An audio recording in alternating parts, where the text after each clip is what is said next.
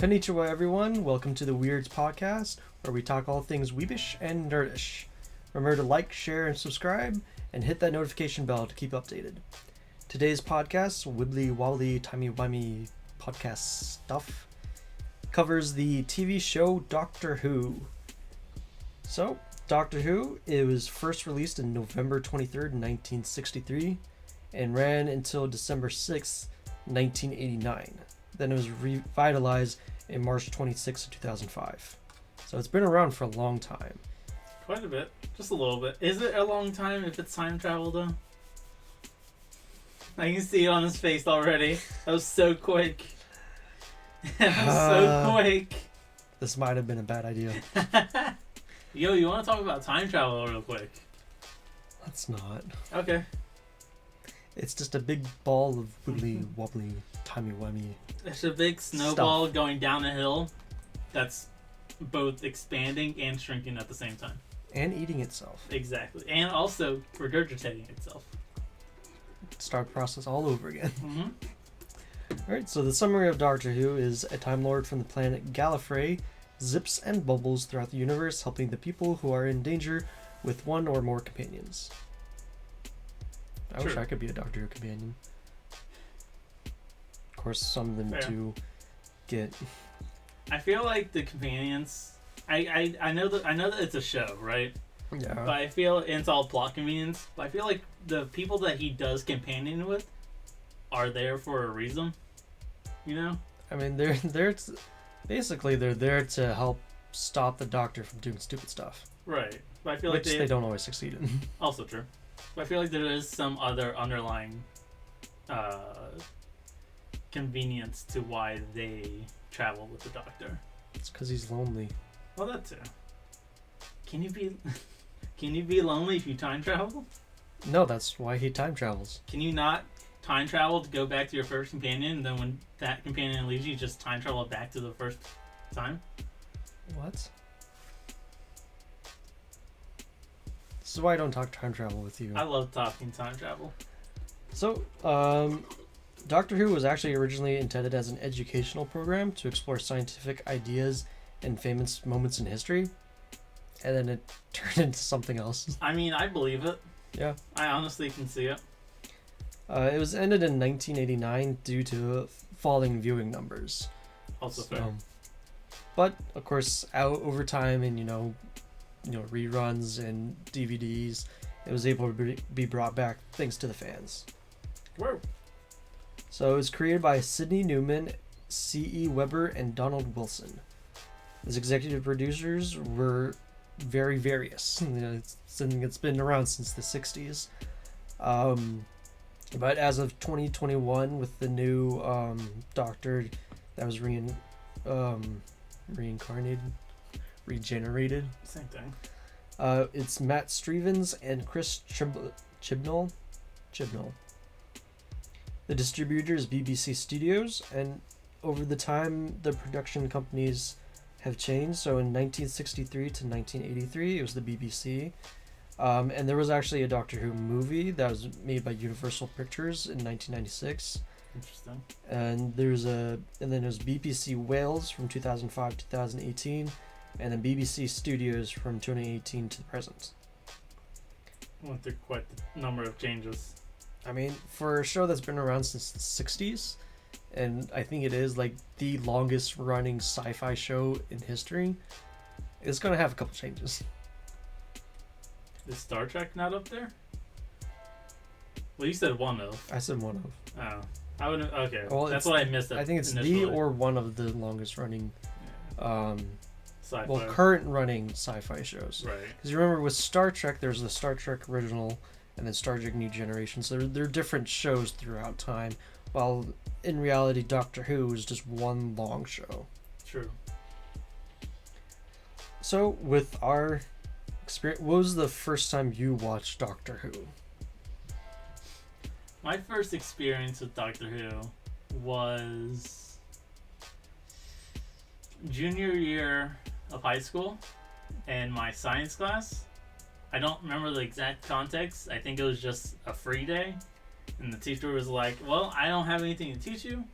I don't have anything like paperwork to do for you to do with the movie, just throw on some Doctor Who. You got to watch Doctor Who in school? Oh hell yeah! Only the first episode. Can I have your teacher? It was only the first episode because they're typically like 40 minutes or something. They were allowed to play Doctor Who in school. Why? Well, usually they had to get permission to play certain movies and stuff. Mm. And Doctor Who, I mean, it's not rated MA or anything, but it is kind of... It's one of those things where the wrong person could try to, like, get rid of. That's fair. I mean, it was also science class. I mean, that's probably why they got a pass for it. Fair. But yeah, after that, I went home and I was like, Dad, there's a show we watched in science class. Obviously, he had the same reaction, like, you did what? And I was like, yeah, I was wondering for tonight, because like most families, they'll watch like a show. Yeah. If they're not at the dinner table, they'll watch a show while they eat, right? I'm like, can we try watching Doctor Who? He's like, yeah, sure. And we ended up binging it every weekend. It's just that good. Yeah, It's a really good show. Thanks, science class. For some, just out of all the shows you can have for a science class. Now, let's just go with the time-traveling Time Lord. I mean, if I was a science teacher, that's all I would be playing. So my first experience with Doctor Who was with my brother and my sister were watching the 11th Doctor. Mm-hmm. It was actually one of the first episodes that he was in. I was eating lunch, I think, and I was watching over their shoulder, and I was like, this looks interesting. I'll watch it myself. And so I did, and now I don't know what to do in my life. It's consumed my life. You could always go back in time and reimagine it.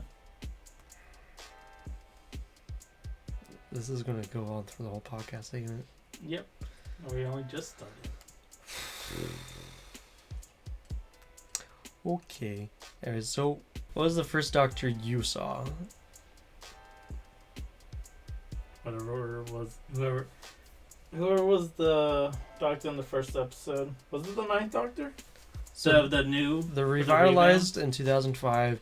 It was started with the 9th Doctor, right? With Christopher Eccleston. He was the one with the leather jacket. Yeah, that's the one I first saw. So I mean, obviously, that's the first episode I watched in science class. Reminder. Yeah, my first one was the 11th Doctor with Matt Smith. This is why you go to school, kids. You get to watch awesome shows. Depends on your teacher. That's true. My high school teachers, except for one, were pretty laid back and chill. Except for one. We don't talk about him. He's kind of I'm not allowed to say that word, but you get the idea. So if you were to give your own personal review on Doctor Who, what would you say about it? What would you say to get people into it? You like time travel? You imagine it's like going up to someone on the streets like, hey man, you like time travel? What? You want time travel real quick? Just meet me in the alley. I got you. See, I got this blue box in the alley. Meet me in the alley. I got this blue box. You've never seen it before. I'll see you later, man. All right, you let me know. I got your number. Man, why does no one want to time travel with me? I get in the box and fly away. And the person's just like, oh, he was telling the truth. Oh, he actually meant time. Okay. I wonder when I'll see him again. Never. Time travel checks. I would honestly say, like, legitimately, I would probably say, do you like some aspect of time travel? Because because obviously time travel is confusing. The way shows interpret it, right? You can either make it good or bad. You can make it confusing, or you can make it the way Doctor Who does it, to where it all makes sense somehow. Because even throughout the series, he does go back to like the same area once or twice, and it does change. Sometimes. Yeah, and it does change because of his first visit. Yeah. And I mean, it all makes sense one way or another. Or he goes to the same place just at another point of time. Yeah. And he realizes the repercussions of what he's done. Mm-hmm. Especially like in the first season with the Ninth Doctor, the end of his tenure when, they go back to the space station where it broadcasts everything. That's exactly what I was thinking of. And he realizes, oh, I caused all this. Mm-hmm. And, it was a nice nod. It was like, hey, you might not always know what will happen next. Mm-hmm. Doctor Who, I feel like, it's not only confusing, but it also confusingly teaches you lessons. Yeah. If that makes sense. In a weird time travel, I didn't make this connection until you said it because I didn't see it the first time, kind of thing. Yeah. But, the only other thing I would say I would recommend are really just the characters themselves, mainly the Doctor and his companions. Yeah. The if you want to call it enemies, bad guys, whatever you want to call them, the aliens, the antagonists. Yeah, you could say, their uniqueness and how they function because they're in different planets, different dimensions, this and that. I would definitely say the character progression with, especially the Doctor, because that's kind of the point. He's the focus of the show. Mm-hmm. I would say, like, if you like very good stories, but it's obviously character-driven shows, I would recommend Doctor Who, because you not only... I like how it's about, like, each episode is about an hour long, and so that gives more time to have development of the story, and also gives time to focus on the characters, which not a lot of shows can do, because if they're like 20 to 40 minutes, there's only so much you can do in, 1 or 2 episodes. Yeah. So Doctor Who gives the freedom to actually explain a lot of stuff and get a lot of story, but making it entertaining throughout a whole hour. Yeah, definitely, because... Again, one more time, time travel. Yeah. Lots of things have to be explained within the time, specifically from the Doctor.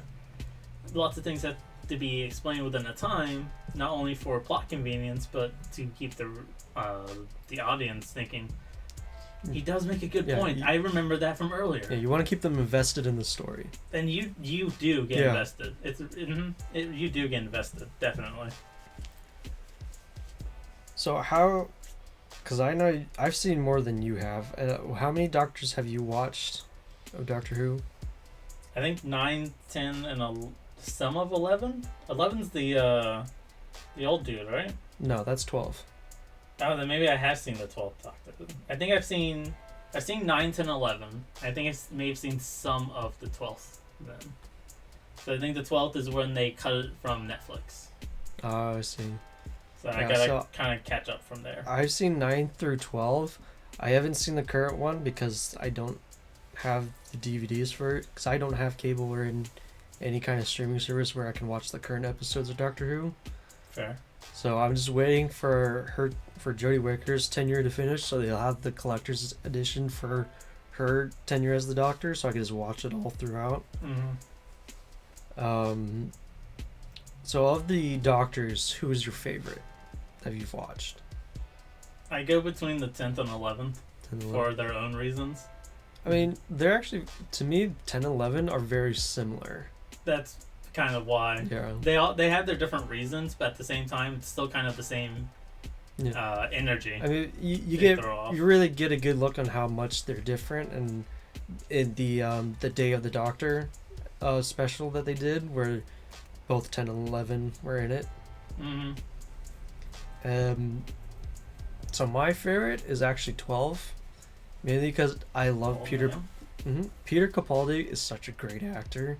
Fair. And he brought such a uniqueness to the Doctor that just made me more invested in the show. But I will say my favorite companions is Amy and Rory. Oh, definitely. They were my favorite companions. I didn't like Donna at first when she was first introduced. She was just very pretentious, which was the point of her character. I mean, she grew and developed over time, but her first introduction was very interesting to say the least. Mm-hmm. So I'm guessing Amy and Rory were your favorite companions as well. Yeah, I can't say they're not, but I can't really think of a reason of the other companions being better. I just feel like it may have also just been the season itself. the season, Right. that whole season itself, that just made them good. Who's the Ninth Doctor's companion? The Rose. Rose, that's her name. I can't say that Rose was bad. I think the only thing that made Rose's, like the Rose series, that whole season, bad. Fuck, what's his name? Mickey? Oh, Mickey? I mean, he's a great character too, don't get me wrong, but his, like, at the start, he kind of wasn't there. So here's my problem with, not with Mickey, but with how Rose treated Mickey. Because remember, were dating at the beginning of the series. Yeah. And she kind of just like, bye, ditch ya. Pretty much. And she kind of treated him pretty poorly whenever you see them together. Because it's obvious that I wouldn't say she doesn't care about him. She just doesn't care about him as much as she cared about the Doctor. Well, here's the other thing. And you could argue that it is a little bit of the Doctor's fault. Because he said that he would bring her back, like in a blink of an eye right there. Yeah. He brought her back, what was it, 3 years later or something? 1 year later? 2 years. 2 years. Which also just kind of screwed Mickey. Yeah. Completely. So you I can mean, argue, everybody accused him of kidnapping and killing her. Yeah. And so, yeah, it was really the Doctor's fault that really... Well, it was partly his fault for completely straining the relationship to the point where Mickey is kind of went exploded. Like, he got really... all these feelings built up and he couldn't really talk to anybody. Yeah. But yeah, I have a time travel question. What? So, like we said, I don't know if it was by accident or not either. I don't really know if they said. Brought her back 2 years later. Well, he meant to do 2 months. That's right. But it was actually 2 years. So in that case, could he not... Actually, no, it was 2 days, I think. So in that case, could he not just go back and fix everything? But also, would that mean he would run into himself 2 months or 2 weeks later? So there's certain points in time where he can't travel to, and there's like certain rules that they don't explain very well. This is why I love David Tennant's explanation of time travel is just a big ball of wibbly wobbly timey wimey stuff. Is because because if you think about it, if they traveled 2 months into the future, back 2 months, and then they don't figure it out until they've already interacted with people. They figured out that she was gone for 2 months, all this stuff, and then traveled back in time to the right place that they wanted to. That would kind of create a time paradox, because why would they do that if they haven't gone here first? You know, it creates kind of a time paradox. Which they have done in an episode as well. They've done many times in episodes, and they had to erase that paradox. I can only remember the one. When was it Amy? Not Amy. Was it Rose? When she asked the Doctor to go see her father? Yeah, so that was one of them, right? Yeah. They do a paradox. Yeah, that was the first time they did a paradox, and I haven't seen any of the 60s and into 80s ones. They had those on Netflix as well. Unfortunately, I only got to see like 1 or 2 episodes before they took it off. I do have the first Doctors on the DVD. I still have to watch those. But I want to get all of the Doctors so I can watch the whole series all the way through. Fair. Yeah. But to answer your question, time travel. Time travel rules. What's the answer to all the Doctor Who questions? Time travel. Time travel. Just time travel. Time travel. So while we're talking about favorite characters, what was your favorite villain series? Again, I'm torn between the Weeping Angels, for obvious reasons. Those are great villains. Love them. Such a creepy concept, but it's also such a great one. And obviously the Daleks. Just because they're hilarious. Exterminate. Wait, you can't do that. Why not? Interesting about the Daleks is that the creators of the show did not want the Daleks. Really? In the story, yeah. Why? Because they didn't want the generic, monster kind of thing. Because the Daleks' original form is that bug-eye monster things and tanks. They didn't really want that kind of thing on the show, but Daleks became such a popular thing that they kept going with it. I mean, can't. There's nothing wrong with them. In my Yeah, opinion. I love them. I mean, it's just creative differences. Yeah. I especially love the first interaction, or the first like debut of the Daleks. There's a really good mix of, are they bad? Are they bad? Are they good? You know, do they have emotions or not? It's like that whole episode was just, for lack of better terms, like juggling of who the Daleks really are. Because obviously the Doctor hates them, but Rose was just like, no, he just wants to see, what was it, the sun, right? Yeah. He just wants to see the sun before he dies, and the Doctor's just so conflicted. But that's what you can really say. He's conflicted because the Daleks, you know, if you find out they're kind of part human because of the way they were brought back and all that. Yeah. And then he's struggling because this was right after the Time War, which later on you find out he's the one who destroyed all the Daleks and the Time Lords. So if you think about it, he sacrificed his entire race to get rid of this great evil in the world. And they're back. So imagine how complicated his feelings would be to see this Dalek, you know, who may or may not want to be better, and then, or having a potential to be better, and seeing it's like, oh, this evil is back, even though I just sacrificed my whole race to destroy. Was this the same? No. When the Daleks debuted, there was only the one, right?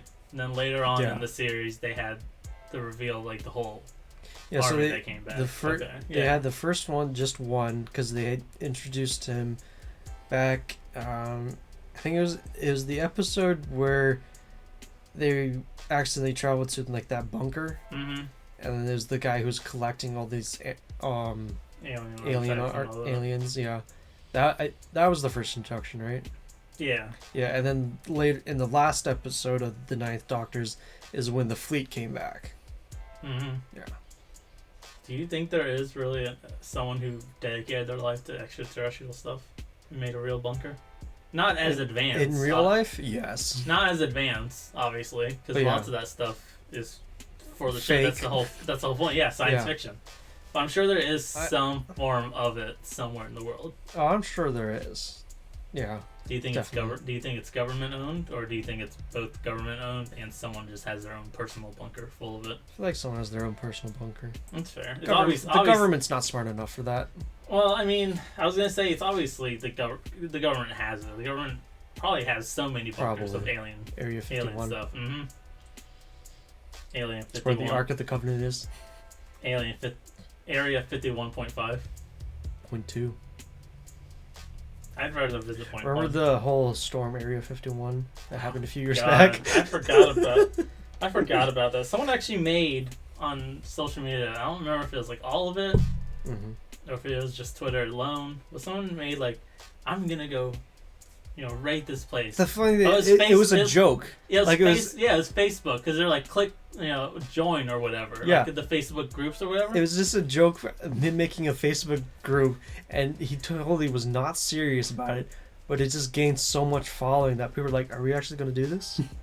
But didn't like thousands of people like book or say, "I'm gonna join you"? Oh yeah, like thousands or millions. There's thousands and thousands of people who said they were going to do it. I think only like 100 or so showed up and actually tried to do something. Oh, that's right. People actually did show up. Yeah, too. people actually showed up. Oh God, I'm trying to. I don't remember the exact number, but yeah, that was so stupid. Yeah. That. What was the initial thought to that? Like, why did that even start? I just know it appeared. Dude was just a joke. He was like, let's just storm for Area 51 and see what they got behind there. Because it's been an ongoing theory for years that Area 51 is where they hide all the alien stuff. Right. I mean, like, props on you, first of all, for even getting close to it. But also props on you if you even get lucky to get close to it. The thing is, they didn't get close. They got arrested the moment they stepped foot on Area 51 land. Yeah, the moment they stepped on the military property, they were trespassing and they were arrested. Yeah, they literally have signs everywhere that say, snipers are watching you. We have this truck over there with other snipers. If you cross, you can stand here. but if you cross this line or take pictures, you will be arrested. Yeah. And that's what everyone does. And then you're surprised that you're like arrested. Oh no. Okay, I got some numbers. So when this started, according to Wikipedia, because it's obviously well known and not easily manipulated at all, more than 2 million people responded going, and 1.5 million responded with interested. On the events page, only 150 people actually went. So we found out there's 100. So what's the statistic for 150 out of how many million? It says 2 million were responded going. 1.5 of them said they're interested. I'm not sure so what 150 really means. out of 2.5 million. That's how stupid of the statistic of the human race is. And then apparently there was also just some concert, I guess, going on, some festival. I don't know. I haven't read the whole article. I'm not going to read it. That's all. And that's not the point of this podcast. Anyways, I mean, they're both aliens, alien related. Let's backtrack back to Doctor Who. Don't impede on Area 51. Yeah. You can go up to it. You can wave. Kind of. You can wave, say hi, and just keep driving. It's not like you're going to see anything, anyways. That's just where the fenced off area is. It's still like well beyond the area. Well beyond. So back to the Doctor Who villains. So yes, the Weeping Wangels and the Weeping Wangels. Weeping. You said Weeping Wangels. Wangels. The Weeping Wangels and the Cybermen are my favorite. Fair. Uh-huh. So what I really liked about the Weeping Wangels is that they were villains who were introduced in the new series. Right. You know, the Cybermen, they were introduced way back in the 70s. But the Weeping Angels, they were done so well, and the first episode that they're introduced, it gave me literally chills when I watched that episode. All you have to do is like watch back to the Doctor's like warning video. Yeah, that whole scene. That was the best part. Is like the Doctor was barely in the episode, but he was also so much involved in the episode. And they did just such a good job at creating such good suspense and creating such terrifying creatures that, honestly, if they were real in the real world, I could not handle them being real. Oh no, definitely. Like, Cybermen, Daleks, things I can physically fight, fine. Weeping Angels, there's nothing you can do about it. You can't really physically fight a Dalek though. Okay, Daleks and Cybermen existed, and that means technology to beat them exists, which people have done. Fair. So, I have a chance. You just need to get your hands on one of them futuristic weapons. Yeah, man. How hard can it be? I mean, I don't know if the Weeping Angels really brought up the idea of things moving without you looking at them. It may have, I don't know. But it definitely spawned that in many other like horror movies, sci-fi movies, games. The whole, if you look away, they're going to come closer. Okay. And even then, it's still a terrifying experience. Yeah, and then while I was watching the episode, when, they look back, the camera turns away and turns back, and there's the angel. It freaked me out so much that I had to stop and turn on back all my lights in my room so I would keep watching the episode. I was like, I cannot watch this in the dark. If I lean against my... Speaking of leaning. There goes this background. If I lean against my wall and watch this episode, they won't get me. Right? I was like, I gotta keep myself enclosed. But it's honestly, of all the concepts for horror, I think that whole idea of it moves when you don't see it is such a great concept. Yeah. And it doesn't complicate things in a bad way. I think it complicates things in a good way. Like shows and movies and all that. Yeah. Like with Doctor Who. You have to keep looking at it while someone else goes over here to try to get them away. Right. And then it also does make cemeteries more terrifying because that's usually where they makes reside. Statues, period, more terrifying. I'm glad I don't live in New York. If I lived in New York and I watched the Weeping Angels episode that take place in New York with the 11th Doctor, I would move. Honestly, I would move. I would argue to say it's on the same level as mannequins in general. Oh yeah. Some people just have a fear of mannequins. I'd say it has the same level. You know what doesn't help people's fears of mannequins? That one guy that dresses up as a mannequin and goes to stores and scares people. Oh no, I've seen those videos. Like, I'm sure if he got any of the people who are mannequin phobia, they would never go into another store again. Oh, I believe it. It's like all right, let's go clothes shopping. No, It's we're funny not. that we're talking about mannequins because the first episode of Doctor Who, Mm-hmm. the enemies were mannequins. Yeah, but they didn't move.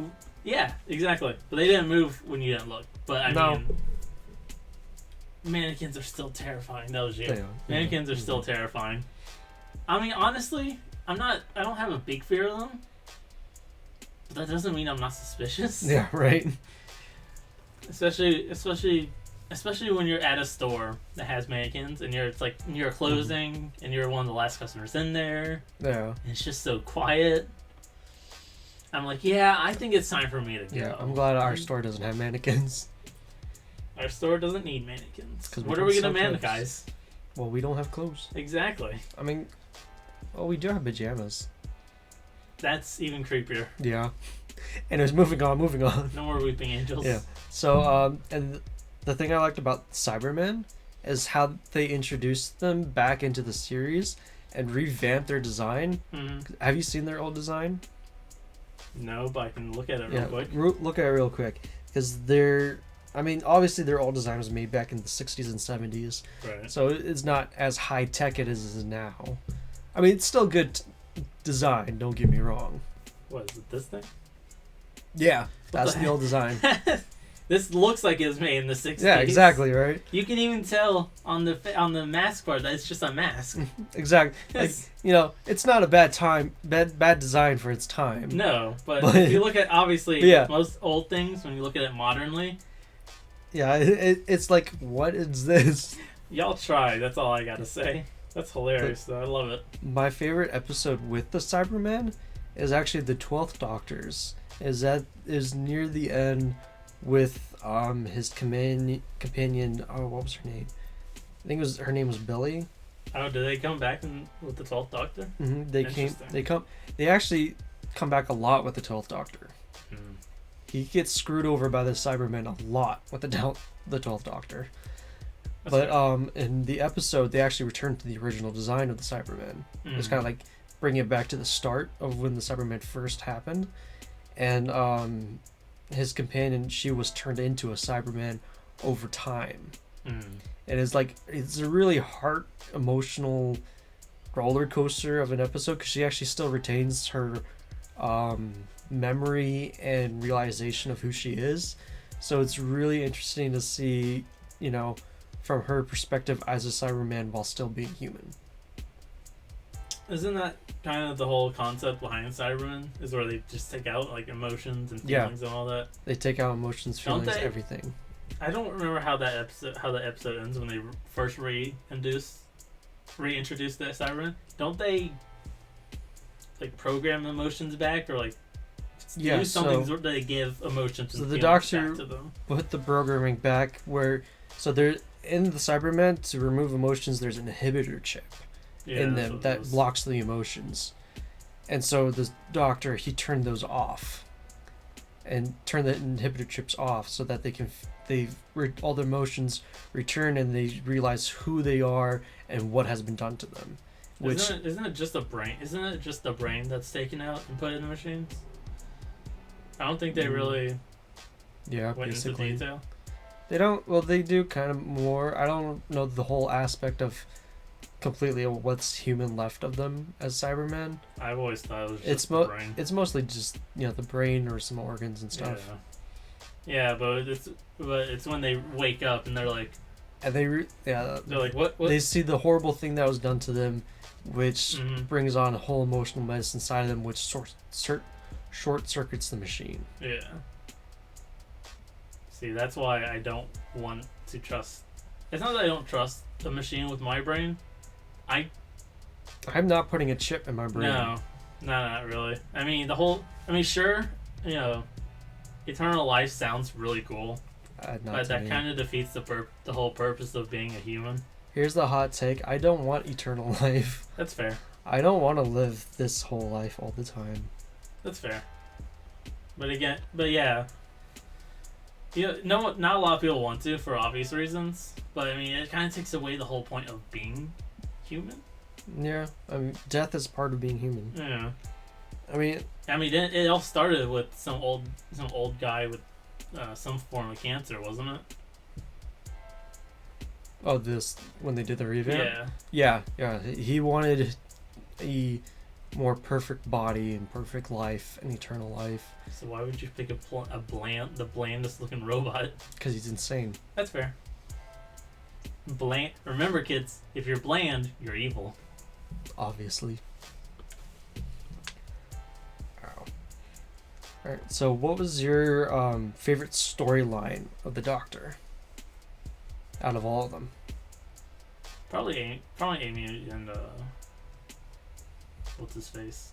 Rory? Yeah, Amy and Rory. Which part of their story? I'm trying to remember exactly. The only thing that ever comes to mind that I can remember that I've retained was the finale, where everything kind of came together. Rory was the the Centurion? yeah. Yeah, That's the only thing that really stays in my mind, and I think that's probably because it was my favorite part of the whole. Yeah. When Rory came back, that blew my mind because he was erased from existence, and then he came back. Blah blah blah storyline. Blah blah. Go watch the episode. Yeah. He came back he came back in the most awesome way possible. Like Rory, who's when he's first introduced, he's like this kind of shy, socially awkward character, and then he turns into one of the most awesomest characters in the whole series. Basically, yeah. I just thought, that whole scene was just...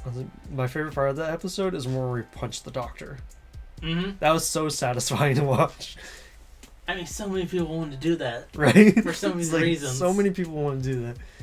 And, the Doctor was, obviously he was baiting him to make sure he was really Rory.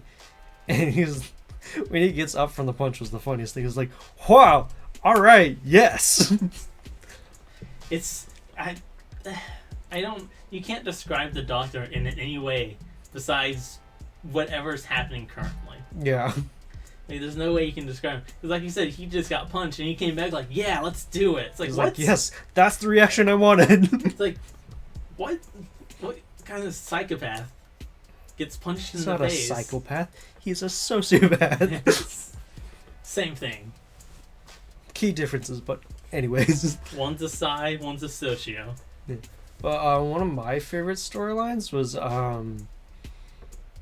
was with the Ninth Doctor. It was the what was it? I literally just watched the episode. It was the one where they went into the future with the news station, and the news broadcasters were sending information down to Earth, and then it was the whole alien at the controlling everything. The revisit to the station? Not the revisit, the original, the start of it. Oh, right. You're right. Mm-hmm. Oh, yeah, you're right. That was one of my favorite episodes or storylines. It was that to the finale, both of them together. I really liked it because I did not think when I first watched it, I didn't think they were going to ever return to it. And then when they did and they showed all this crazy stuff that was happening, I was like, what a great way to reintroduce this plot point and integrate it into a great finale. Definitely.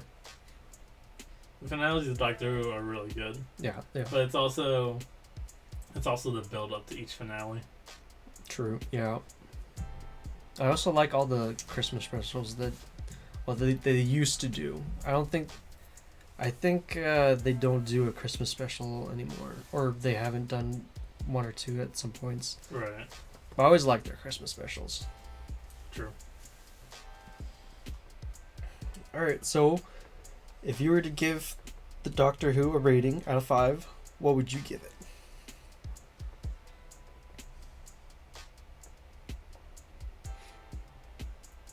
10 Weeping Angels to 5 Daleks. Pretty good. I give it 5.75 sonic screwdrivers. Okay. And that's 5.75 million. Right. Out of 10.75 million TARDISes. Isn't there technically an infinite amount of screwdrivers and TARDISes? Exactly. Time travel. Yay! Dun, Dun, dun, dun, dun, dun, dun, dun. It's so great too. The music they have in it is just so good. They have really good soundtracks. Mm-hmm. I love it. So we have here some interesting facts about the show. So we'll each do one take turns.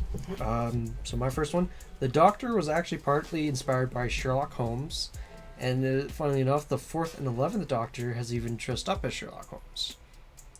Which, I can see that. Yeah, which when you think about it, yeah, it's obviously he's very influenced by Sherlock Holmes. You know, figuring out cases, being the smartest one in the room, but also being humbled at sometimes. Yeah. So yeah, it makes very sense how he's been partly inspired by Sherlock Holmes. I can see that. Another interesting fact provided to me by the great Dalek himself. What the hell, man? The term Time Lord, which is what the Doctor's race is, they're Time Lords. Very creative, by the way. Was not used until the 6th season, quote, the War Games.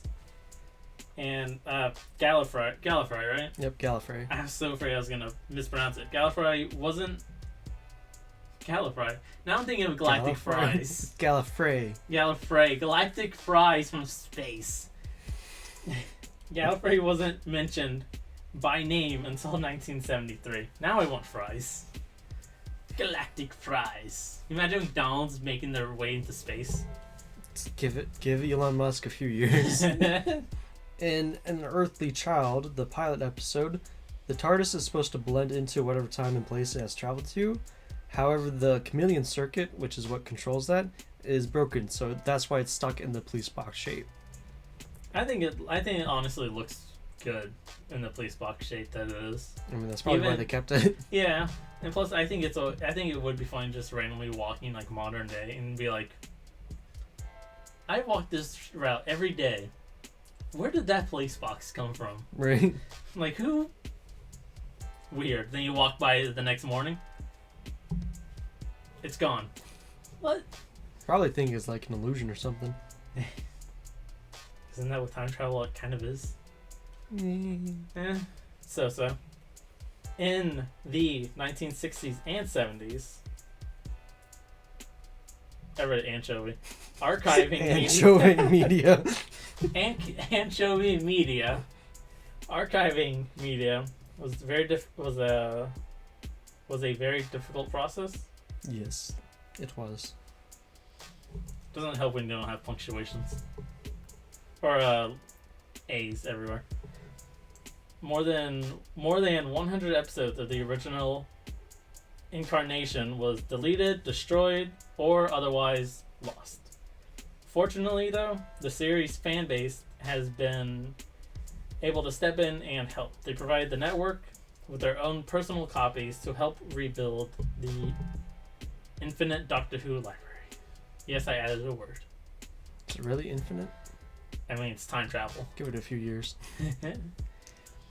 It's time travel. I mean, I really like that, you know, there's been a lot of old movies and TV shows that have been lost to the ages, but thankfully people who've been, you know, loved the show and kept the DVDs and all the specials and stuff, that they were able to rebuild the library so future generations can enjoy it. That was really nice of them. Good people. Good people. They won't see those people nowadays. Not wrong. Alright, I got to everyone for watching, and we hope you enjoyed this episode. If you enjoyed our content, like, share, and subscribe, and make sure you hit that notification bell so you get updated on future episodes. Alright, we look forward to making more content. Sayonara. Bye.